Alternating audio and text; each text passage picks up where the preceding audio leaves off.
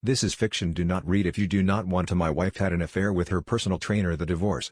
My first post was deleted, so I will give you a quick DDLR. Was married to Emily for 3 years, and she decided to cheat with her personal trainer Philip, ending up with me deciding to start divorce proceedings. It was 2 years ago I posted and there is a ton of updates. I will start with my attorney did not send anything to Philip's employer. He told me it was unethical. Turns out it was Philip's ex, and it was not just evidence of Emily but several women. Philip blamed my attorney because Stacy had let slip, I knew of their affair. A month later I received a call from my attorney. Emily was pregnant, and she obviously did not know who the father was. She said she did not want an in vitro paternity test. It was 6 months before we could see a judge for the divorce. Emily was disputing the prenup. The judge decided that because I had illegally evicted Emily that she would get half of the marital assets. Thankfully this was not a massive amount. Emily had the baby, and obviously the judge ordered a paternity test and said Philip was to have one too. He could not make a child support ruling until that was done and arraign the divorce until the test was done. So, there was good news and bad news depending on who you are. The good news is I am not the father of Emily's baby. The bad news is neither is Philip. It turns out Emily had more than the affair with Philip.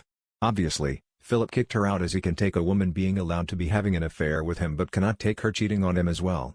The judge completed the divorce, and I had to pay Emily somewhere in the region of $100,000.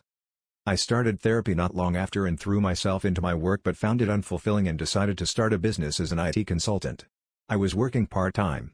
My therapist about a year ago told me to try dating again, so I downloaded a dating app, and had a few matches. I went on a few dates and had a couple of hookups. The longest I dated anyone was a girl named Jess who was slightly older than me. She was pretty sweet but was hung up on her high school crush who was a famous novelist.